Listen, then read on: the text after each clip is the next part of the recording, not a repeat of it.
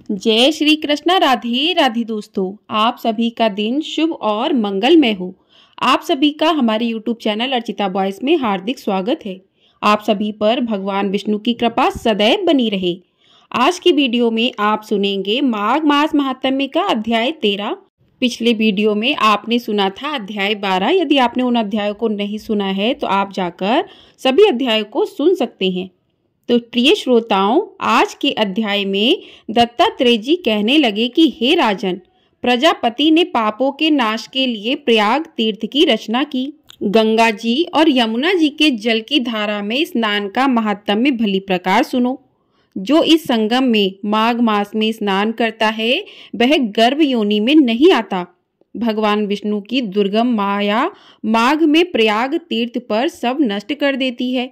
माघ मास में प्रयाग में स्नान करने से मनुष्य अच्छे भोगों को भोगकर ब्रह्म को प्राप्त होता है। माघ मास तथा मकर के सूर्य में जो प्रयाग में स्नान करता है उसके पुण्यों की गिनती चित्रगुप्त भी नहीं कर सकता। 100 वर्ष तक निराहार रहकर जो पुण्य प्राप्त होता है वही फल माघ मास में 3 दिन प्रयाग में स्नान करने से होता है। जो फल 100 वर्षों तक एक योगाभ्यास करने से मिलता है, जैसे सर्प पुरानी केचुली को छोड़कर नया रूप ग्रहण कर लेता है, वैसे ही माघ मास में स्नान करने से मनुष्य पापों को छोड़कर स्वर्ग को प्राप्त होता है। परंतु गंगा यमुना के संगम में स्नान करने से हजारों गुना फल मिलता है। हे राजन, जिसको अमृत कहते हैं वह यह त्रिवेणी ही है। ब्रह्मा, शिव, रुद्र, आदित्य, मरुतगण, गंधर्व, लोकपाल, यक्ष, गुहक, किन्नर, अणिमादि गुणों से सिद्ध तत्वज्ञानी ब्राह्मणी, पार्वती, लक्ष्मी, शची, नैना, दिति, अदिति, संपूर्ण देव पत्नियां तथा नागों की स्त्रियों मेनका, उर्वशी, रंभा, तिलोत्तमा, अप्सरागण और सब पितर, मनुष्यगण, कलयुग में गुप्त और सतयुग आदि में प्रत्यक्ष सब देवता माघ मास में स्नान करने के लिए आते हैं। इन दिनों माघ मास में प्रयाग में स्नान करने से जो फल मिलता है वह ईश्वर ही कह सकता है। मनुष्य में कहने की शक्ति नहीं है। हजारों अश्वमेघ यज्ञ करने से भी यह फल प्राप्त नहीं होता। पूर्व समय में कांचन मालिनी ने इस स्नान का फल राक्षस को दिया था और इससे वह पापी मुक्त हो गया था। बोलिए भगवान विष्णु की जय। तो इसी के साथ आज का अध्याय यहीं पर समाप्त हुआ। आगे का वृत्तांत आप अगले अध्याय में सुनेंगे। अब जानते हैं कि माघ मास में जो कुंभ मेला लगता है, प्रयागराज में भी 2025 में लगा है, तो जो उसमें अघोरी संत आते हैं उनका रहस्य क्या है। आखिर अघोरी संत होते कौन हैं, इन्हें अघोरी क्यों कहा गया है। तो प्रिय श्रोताओं, प्रयागराज में देश विदेश से लाखों श्रद्धालु और संत कुंभ स्नान के लिए पहुंचे हुए हैं। इन्हीं साधु संतों के तमाम संप्रदायों में से एक है अघोरी। हालांकि अघोरियों को उनकी साधना पद्धति के चलते साधारण समाज स्वीकार नहीं करता। क्या आपने कभी सोचा है कि अघोरी साधु अपने भोजन में मुर्दों का कच्चा मांस क्यों खाते हैं और शवों के साथ शारीरिक संबंध क्यों बनाते हैं। अघोरी आखिर इससे उनको क्या मिलता है। और सबसे ज्यादा आश्चर्य में डालने वाली बात यह है कि अघोरी महिला के मासिक धर्म के दौरान ही उनके साथ शारीरिक संबंध क्यों बनाते हैं। अघोरी की मृत्यु के बाद उनका अंतिम संस्कार कैसे किया जाता है और महिला अघोरी अपना जीवन कैसे जीती है। अघोरी साधु शमशान में रहकर ही साधना करते हैं, जबकि बाकी लोग वहां जाने से भी डरते हैं। तो दोस्तों, हम आपको एक सच्चे अघोरी की पहचान से लेकर उनके इस रहस्यमय जीवन के सभी पहलुओं से अवगत कराएंगे, जिसे शायद जानकर आप हैरान रह जाएंगे। अतः इस वीडियो को अंत तक आप लोग जरूर सुनिएगा। यह जानकारी आपकी सोच को पूरी तरह से बदल देगी। अघोरी बाबा सुनते ही जहन में एक भीभत्स सा रूप आ जाता है। राख से लिपटे इंसानी मांस खाने वाले, जादू टोना करने वाले साधुओं के रूप में इन्हें जाना जाता है। अघोरी शब्द का संस्कृत में मतलब होता है उजाले की ओर। साथ ही इस शब्द को पवित्रता और सभी बुराइयों से मुक्त भी समझा जाता है। लेकिन अघोरियों के रहन सहन और तरीके इसके बिल्कुल विरुद्ध ही दिखते हैं। अघोरियों की इस रहस्यमय दुनिया से जुड़े कुछ अनजाने पहलुओं को आज हम जानेंगे। शमशान की राख से ढके शरीर, हाथों में मानव खोपड़ी और जीवन और मृत्यु के बीच का गहरा संबंध। अघोरी साधु जिनका जीवन सामान्य साधुओं से बिल्कुल अलग, भयावह और रहस्यमय होता है। शमशान जहां आम लोग जाने से भी डरते हैं, वहां यह साधु अपनी साधनाएं करते हैं और मृत्यु आत्मा के गूढ़ रहस्यों को जानते हैं जो हमारी सोच से परे हैं। सदियों से इन साधुओं का जीवन उनकी साधनाएं और उनकी चमत्कारी शक्तियों का रहस्य और भय से घिरी रही है। अघोरी साधु एक ऐसा नाम है जो अपने आप में ही रहस्य और विचित्रता को समेटे हुए है। इनके जीवन का हर एक पहलू समाज की परंपराओं और नियमों से एकदम अलग और विपरीत होता है। अघोरी साधु अपने जीवन को साधारण मानव की धारणाओं से परे समझते हैं। जहां हम भोजन को पवित्र मानते हैं, वहीं अघोरी साधु शवों का मांस खाते हैं और मानव खोपड़ी, जिसे वे कपाल कहते हैं, उसमें भोजन करते हैं। यह उनके लिए कोई घृणास्पद कार्य नहीं है, बल्कि यह शिव के कपालधारी रूप का अनुसरण है। वे मानते हैं कि शिव का हर रूप पवित्र है, चाहे वह शव हो या मल, कुछ भी उनके लिए अपवित्र नहीं होता। यह अपने शरीर का शमशान की राख इसलिए लगाते हैं क्योंकि यह भगवान शिव का प्रतीक मानी जाती है और इसके पीछे एक वैज्ञानिक पहलू भी है। राख में कैल्शियम, फास्फोरस और अन्य खनिज होते हैं जो त्वचा की बीमारियों से सुरक्षा कर सकते हैं। उनके लिए माता काली और भगवान शिव का भैरव रूप ही उनके गुरु होते हैं और जिस तरह भगवान शिव और माता काली मुंडों की माला पहनते हैं, अघोरी साधु भी मुर्दों की खोपड़ी का हार पहनते हैं। अघोरी साधुओं का सबसे विवादास्पद पहलू है उनका यौन संबंधों को लेकर दृष्टिकोण। तो दोस्तों, आज हम आपको अघोरी साधुओं की इस रहस्यमयी और गूढ़ दुनिया की गहराई तक लेकर चलेंगे, जहां जीवन और मृत्यु की सीमाएं धुंधली हो जाती हैं और मोक्ष प्राप्ति का मार्ग साधना की इस दुनिया में छिपा है। अघोरी साधु अन्य साधुओं की तरह ब्रह्मचर्य का पालन नहीं करते हैं। इनके अनुसार जीवन के हर पहलू को स्वीकार करना आवश्यक है, चाहे वह यौन संबंध हो या अन्य वर्जित कृत्य हो। जितना हम अघोरियों की रहस्यमय दुनिया में गहराई से उतरते हैं, उतना ही हमें रहस्य और रोमांच का अनुभव होता है। राख से लिपटे हुए यह अघोरी साधु शमशान घाट में मिले अधजल शवों का मांस खाते हैं, तो कभी शव के साथ यौन संबंध बनाते हैं। वे मासिक धर्म के दौरान जीवित महिलाओं के साथ भी शारीरिक संबंध बनाते हैं। यह जानकर आपके मन में सवाल जरूर उठेगा, आखिर यह साधु कैसे हो सकते हैं? समाज में साधुओं का ब्रह्मचर्य पालन करना अनिवार्य माना जाता है और अघोरी ना तो ब्रह्मचर्य का पालन करते हैं और ना ही इनका खान पान साधु संतों जैसा होता है। आखिर मांस और मदिरा का भोग लगाने वाले यह अघोरी भगवान शिव के पुजारी होने का दावा क्यों करते हैं? उपनिषद में भगवान शिव को अघोरनाथ कहा गया है और अघोरी बाबा भी शिव के इसी रूप की उपासना करते हैं। बाबा भैरवनाथ भी इनके आराध्य माने जाते हैं। शव के साथ यौन संबंध बनाने और मांस खाने के पीछे भी इनका तर्क अघोर पंथ की ही तरह शाश्वत है। सबके साथ शारीरिक संबंध बनाना शिव और शक्ति की उपासना का एक तरीका है। उनका मानना है कि यदि इस क्रिया के दौरान उनका मन ईश्वर की भक्ति में लगा रहे तो यह साधना का सबसे ऊंचा स्तर होता है। मासिक धर्म में महिलाओं के साथ संबंध बनाने के पीछे भी एक मान्यता है। अघोरी ब्रह्मचर्य का पालन नहीं करते क्योंकि यह अपनी शक्तियों को जागृत करने के लिए कुछ विशेष परीक्षाओं से गुजरते हैं। ऐसी महिलाओं के साथ जिनका मासिक धर्म चल रहा हो, शारीरिक संबंध बनाना उनके लिए शक्ति प्राप्त करने का एक तरीका होता है। उनका मानना है कि अगर इस दौरान वे भगवान शिव में लीन रह जाते हैं तो उन्हें विशेष शक्ति की प्राप्ति होती है। कहा जाता है कि जब अघोरी साधु ढोल, मंजीरे और नगाड़ों के बीच शारीरिक संबंध बनाते हैं, तब वह उनकी सबसे कठिन शक्ति परीक्षा होती है। अगर इस दौरान वे अपने ध्यान को शिव में स्थिर कर पाते हैं तो वे संपूर्ण रूप से अघोरी माने जाते हैं। यह उनके लिए एक प्रकार से ब्रह्मचर्य का पालन करने जैसा होता है। जहां शारीरिक क्रियाओं के बावजूद उनका ध्यान केवल भगवान शिव में केंद्रित रहता है, अघोरी साधु उन चीजों का प्रयोग करते हैं जिन्हें समाज अपवित्र या वर्जित मानता है। उनके लिए मल, मूत्र, शव और अपशिष्ट सामग्री भी साधना के हिस्से हैं। उनका मानना है कि शिव हर चीज में विद्यमान है, चाहे वे कितनी भी घृणित क्यों ना हो। यह अभ्यास उन्हें घृणा और सामाजिक धारणाओं के ऊपर उठने में मदद करता है। अब हम यह जानेंगे कि अघोरी बनने की यात्रा कहाँ से शुरू होती है और सच्चे अघोरी की पहचान क्या होती है। तो आपके मन में यह सवाल भी जरूर उठ रहा होगा कि आखिर एक सामान्य इंसान कैसे अघोरी साधु बनता है?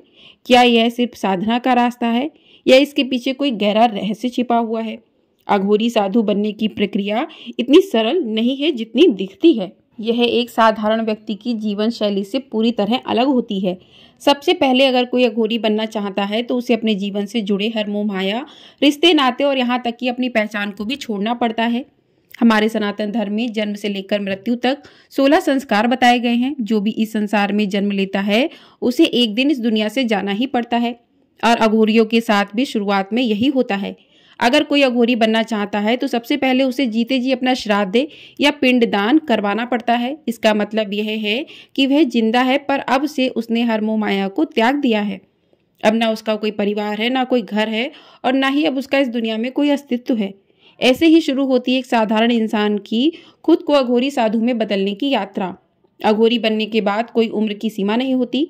आप 10 साल के हो या 60 साल के हो, उम्र कोई मायने नहीं रखती। कोई भी, चाहे वो पुरुष हो या महिला हो, अघोरी बन सकता है। जी हाँ, आपने बिल्कुल सही सुना, महिला भी अघोरी बन सकती है। यह साधना किसी विशेष वर्ग के लिए नहीं है, बल्कि उन सभी के लिए है जो संसार के हर बंधन से मुक्त होकर एक नई राह पर चलने के लिए तैयार होते हैं।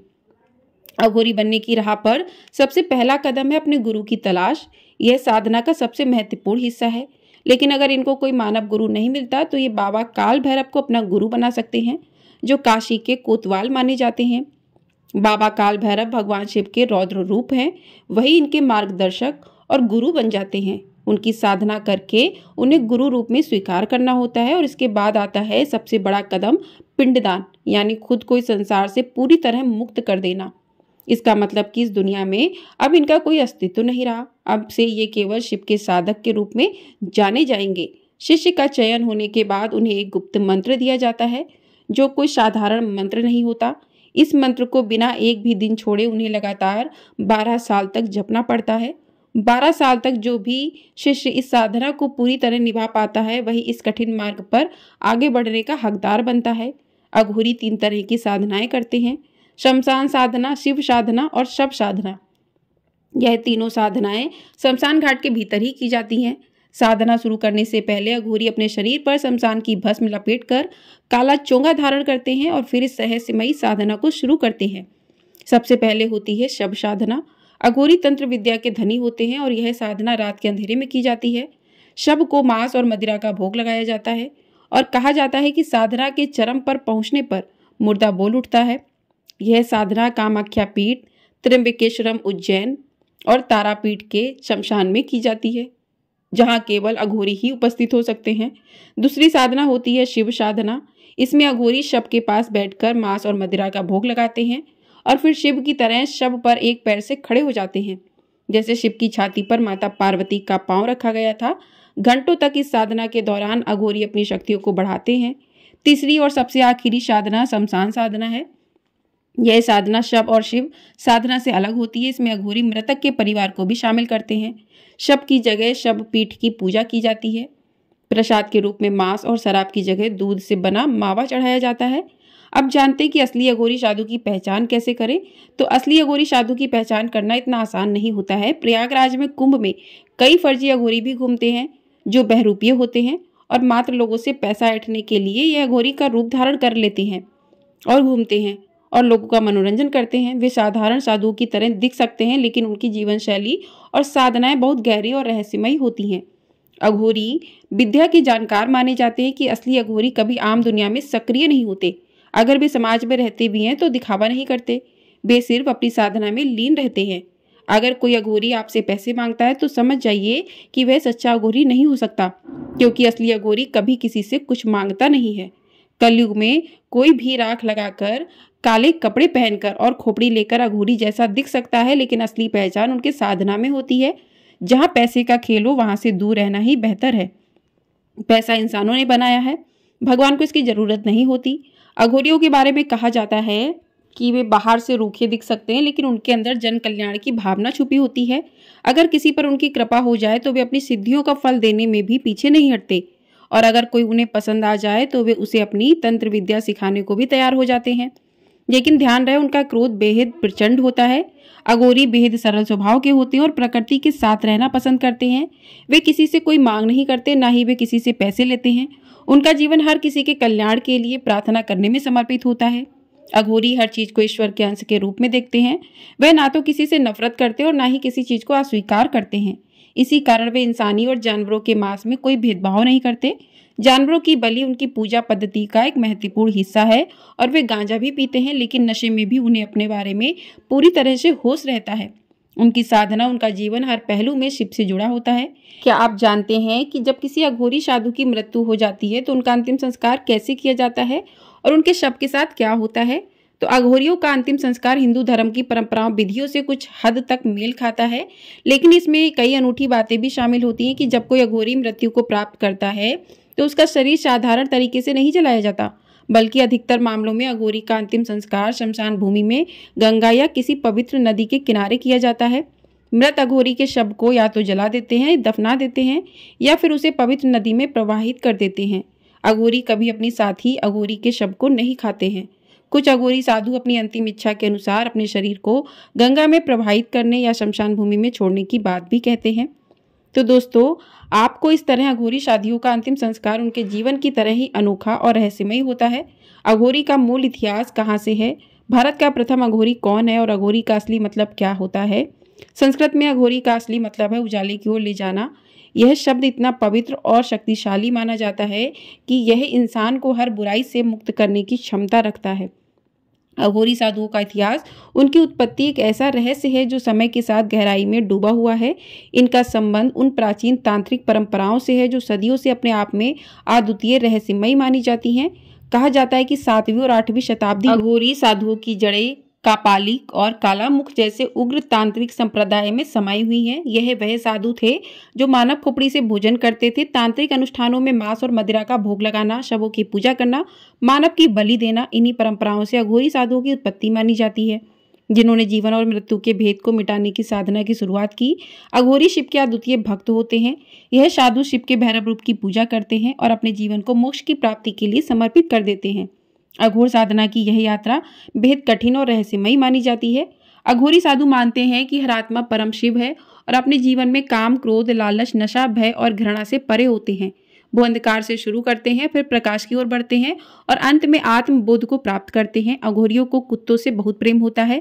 अन्य सभी जानवरों जैसे गाय, बकरी या इंसान से दूरी बनाने वाले अघोरी अपने साथ और आसपास कुत्ता रखना पसंद करते हैं। अघोरियों का मानना है कि हर व्यक्ति अघोरी के रूप में जन्म लेता है। उनका कहना है कि जैसे एक नन्हे बच्चे को अपनी गंदगी भोजन में कोई अंतर नहीं समझ आता है, वैसे ही अघोरी भी हर गंदगी और अच्छाई को एक ही नज़र से देखते हैं। बहुत से अघोरियों ने यह भी दावा किया है कि उनके पास एड्स और कैंसर का भी इलाज है। हालांकि इसका कोई वैज्ञानिक प्रूफ नहीं मिला है। फिर भी अघोरियों का कहना है कि शव के शरीर से तेल निकालकर उन्होंने बड़ी से बड़ी बीमारी का इलाज ढूंढ लिया है। कौन था पहला अघोरी? अघोरी संप्रदाय बाबा कीनाराम का अनुसरण करते हैं और उनके द्वारा किए गए कामों को अपनी परंपरा का हिस्सा मानते हैं। ऐसा कहा जाता है कि बाबा कीनाराम पहले अघोरी थे। तो दोस्तों, आपको अगर ये जानकारी पसंद आई हो तो वीडियो को लाइक ज़रूर कर दीजिएगा। चैनल पर नए हैं तो चैनल को सब्सक्राइब कर दीजिएगा। और आपको हमारे चैनल पर प्रतिदिन माघ मास महात्म्य के अध्याय सुनाए जा रहे हैं। मौनी अमावस्या की कथा भी सुनाई जाएगी। तो आप लोग चैनल को सब्सक्राइब करके ढेर सारा अपना प्यार ज़रूर दीजिएगा और कमेंट बॉक्स में भगवान भोलेनाथ की जय भी अवश्य लिखिएगा। जय भोलेनाथ।